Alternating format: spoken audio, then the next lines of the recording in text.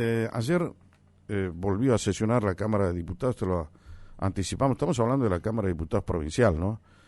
Y en el marco de esa sesión alcanzó media sanción la iniciativa que prevé una incorporación en el Código Contravencional de Salta,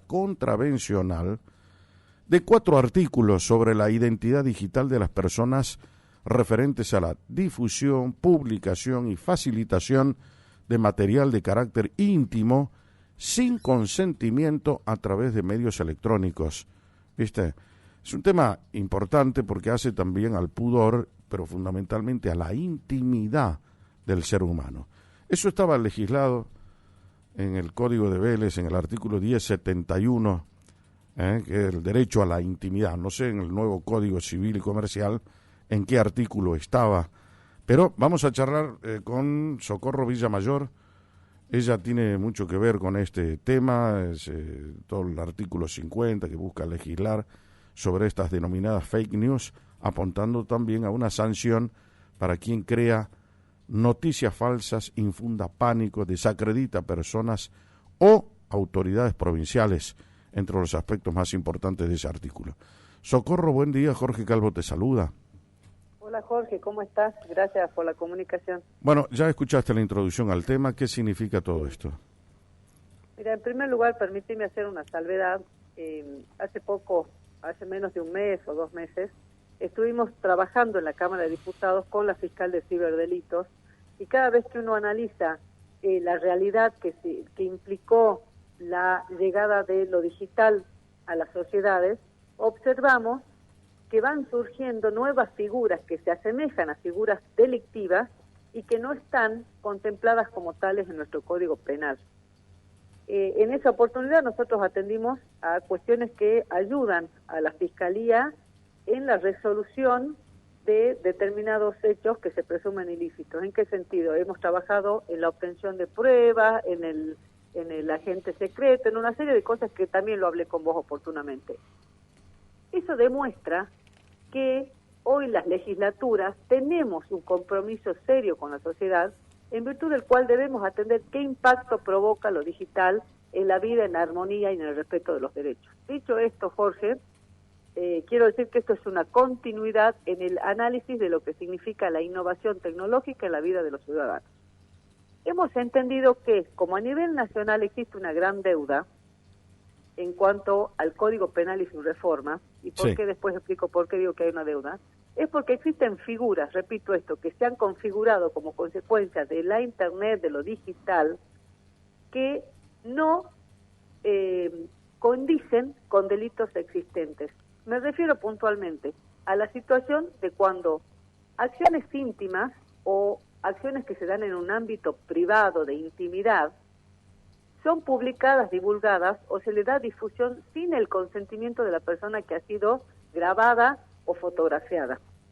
Esa persona hoy, si eventualmente padece esta situación, tiene que ir, presentar una acción en sede civil y eventualmente tendrá, si las pruebas y demás en el procedimiento civil así lo ameritan y la decisión del juez lo determina, un daño material o moral, pero no tiene anclaje en un delito penal.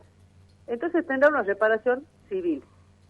No podemos permitir que estas acciones, inconductas, que se dan con frecuencia y que son producto de la facilidad que tiene hoy el Internet de dar información masivamente de manera espontánea, que queden en lagunas del derecho. ¿Y por qué digo que hay una deuda?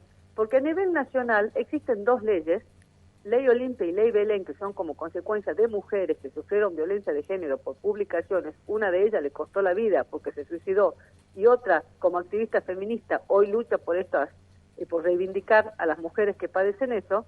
Están tratadas en el Congreso de la Nación desde el año 2020 y no avanzan. Se hacen los debates, van a las comisiones, vuelven. Y lo cierto, Jorge, que la realidad nos demuestra que lo digital ha avanzado en la afectación de derechos, de la vida, de la intimidad, de la integridad física, psicológica, y no tienen una sanción específica. Entonces, este es uno de los aspectos del proyecto, lo que acabo de mencionar de las grabaciones y filmaciones. Después, si nos da el tiempo y vos me permitís, detallamos los otros aspectos. ¿Por qué lo hemos configurado como contravención y ha tenido la aprobación mayoritaria ayer?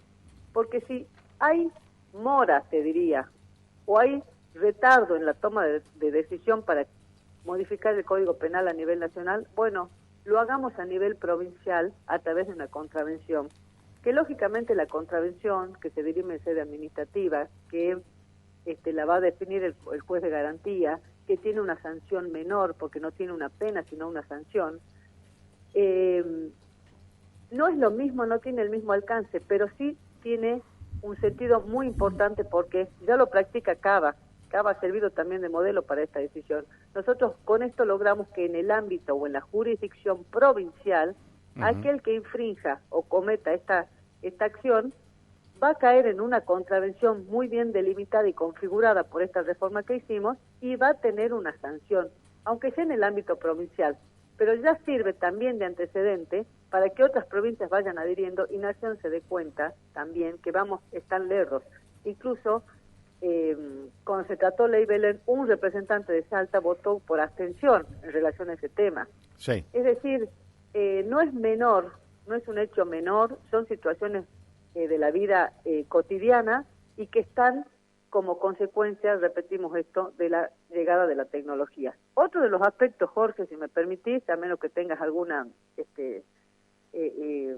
pregunta concreta, sí. Si no procedo a detallar qué es lo que se trató ayer como títulos primeros, te diría. No, hasta ahora la explicación es absolutamente clara y me parece que en todo lo que explicó la diputada Socorro Villamayor tiene mucha razón en observar, no sé si es una laguna del derecho o un vacío absolutamente incompatible con el desarrollo que ha tenido el tema del Internet y los ciberdelitos. Por eso tiene que tener un anclaje en el Código Penal, pero no puede quedarse solamente en el tema de una contravención, sino tiene que ser abordado con la severidad que impone el Código Penal argentino como código punitivo, ¿no? Ese sería un tema central. ¿Qué más? Exacto, Jorge.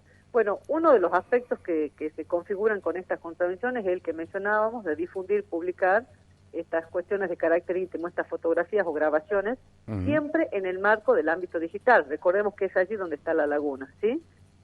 Hacemos la salvedad también que estas contravenciones son de instancia privada, es decir, el ofendido o aquella persona agraviada por esto es quien debe presentar su denuncia, ¿sí? No lo puede hacer un tercero. Ahora, ahí te hago una pregunta. En el supuesto caso que estamos hablando, de una persona filme o fotografía, una escena íntima o lo que fuese, sí. ¿Esas escenas han sido tomadas con el consentimiento de esa persona o, en el ejemplo, han sido clandestinas, sin que la persona sepa se la fotografió o se la filmó? Es que surgen dos hipótesis. Suponte, Jorge, que se tomaron las fotos con consentimiento. Sí. En un ámbito privado íntimo. Pero la publicidad, la publicación, no tiene el consentimiento. Ajá. Allí está la contravención. Sí. Mucho más aún, sí, en la primera etapa, digamos, fueron tomadas de manera clandestina. Mucho más aún. Imagínate el derecho al honor, a la intimidad, claro, que se ven afectados, a la integridad física, etcétera. Y que siempre, además, ha sido materia de una legislación, como decía hace un momento, no sé en qué artículo del Código Nuevo está, pero antes estaba legislado en el artículo 1071 bis, el derecho a la intimidad, ¿no? El que decía, el que arbitrariamente se entrometiera en la vida ajena de las personas, claro, publicando retratos, mortificando a otros en sus costumbres o sentimientos y demás, será obligado a cesar en tales actividades. Eso es lo que decía el artículo. En un marco civil. En el marco civil, por eso estoy hablando del marco civil. Claro, sí. Y allí es donde nosotros estamos, si querés, protegidos en lo civil y que eventualmente tendrás una reparación, como te decía, por un daño moral o material, claro, pero no tenés un tipo penal que englobe esta conducta. Claro. Otro de los aspectos que planteamos es a quien intimide o hostigue también por medios digitales, porque acá también ha provocado, y nosotros aclaramos en el proyecto, siempre que el hecho no constituye un delito, porque si vos, por ejemplo, ejercés otro tipo de acciones como pueden ser amenazas u otras cuestiones, ya tienen su legislación, pero una intimidación y hostigamiento a través de los medios de comunicación, de los medios digitales, no está legislado. Esto también sería de instancia privada y siempre preservando la libertad de expresión. Ese es un punto, Jorge, importantísimo, Pero porque claro, cada una de las figuras que te voy a ir mencionando, detallamos de manera expresa que las contravenciones que se prevén no significan de ninguna manera, no configuran el ejercicio del derecho de la libertad de expresión. Que quede claro que se salvaguarda y se sigue respetando el derecho constitucional de expresión, ¿sí? sí. Otro de los aspectos es algo re común, muy habitual, que es cuando se utiliza la imagen de personas o datos filiatorios de una persona precisamente para crear un perfil, o cuando directamente se crea un perfil utilizando los datos filiatorios y las imágenes de otra persona. Ahora, esto también, y en ambas, perdón, en las distintas situaciones que te planteo existen también agravantes, ¿no? Genéricamente te digo, los agravantes son cuando las fotografías se hayan realizado, volviendo a las fotografías, a mayores de 70 años o menores de 18, será el doble de la sanción, que son 30 días de arresto. Sería el doble, serían 60. Cuando haya una relación de parentesco como cónyuge, excónyuge, pareja, unión convivencial, o bien cuando esa contravención de la publicidad de las fotos, por ejemplo, se cometa mediante identidades falsas, o sea, se esconde, ¿sí? El actor de este hecho se esconde.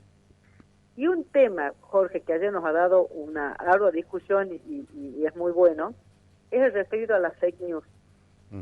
Acá yo quiero aclarar que cuando planteábamos el tema, lo primero que surgía eran los ejemplos políticos y la situación de campañas electorales. La fake news excede la cuestión política, si bien la engloba, la excede. Se refiere, por ejemplo, a las situaciones, y tenemos el caso concreto de la pandemia, donde noticias falsas podían provocar afectaciones severas en derechos. Por ejemplo, aquellas, y primero te describo la figura contravencional. Esta contravención se refiere a la creación de una noticia falsa. Y acá hay algo muy importante. Una noticia falsa en la cual exista un elemento subjetivo, es decir, el dolo de saber que lo que se está escribiendo con apariencia de una noticia científica, por ejemplo, es falso. ¿Por qué hago esta aclaración? Porque el dolo o esa intención, ese saber que se trata de la falsedad, es necesaria porque, ¿qué pasa, Jorge, si yo mañana hago una noticia falsa, te la transmito a vos, Jorge, vos a tu hija al vecino, el vecino, y así va pasando?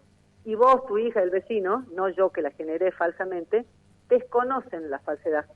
Claro. La transmisión de buena fe frente al dolo que es la mala fe, claro. Exactamente.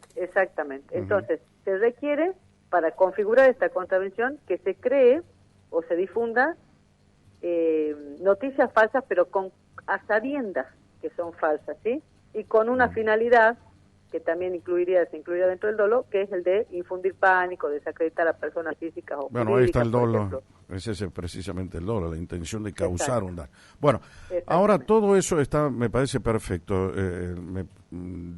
aprobó en la Cámara, pasar a esto, y que es un avance muy, muy grande, sustantivo, diría yo, en la penalización, pero sobre todo, más que la penalización, en que esto quede legislado como corresponde. Habrá que buscar, como decía Socorro Villamayor hace rato, el gran soporte de lo que es el derecho penal, ¿no? Es decir, el Código Penal, que lo incorpore dentro de su articulado, ¿no? Ojalá que se haga la reforma pronto y podamos... ¿Sabes por qué sirve, Jorge? No solo porque nosotros en nuestra jurisdicción vamos a tener delimitadas como contravenciones estas acciones o estas inconductas, sino que, guste o no, también son persuasivas, también previenen. Claro. Aquel que tenga este hábito, o aunque no fuera un hábito, quiera iniciar en estas acciones, sabe que existe hoy una legislación que en el ámbito provincial le va a dar a él una sanción y que va a haber un juez de garantía que va a intervenir, porque recordemos que en Salta son los jueces de garantía los que intervienen en las cuestiones contravencionales. Entonces habrá una investigación, un juez que determine, pruebas, contrapruebas, todo lo que signifique el procedimiento. No le va a resultar fácil y sí se va a encontrar el actor, del hecho que se asemeja, porque hablamos de contravención, a lo delictual. Seguro. Bueno, Socorro, se me terminó el tiempo. Te agradezco como siempre la participación, muy amable. Al contrario, Jorge, que tengan buen día. Quo Vadis, con Jorge Calvo, periodismo en serio. Hablábamos en Quo Vadis con Socorro Villamayor, diputada provincial.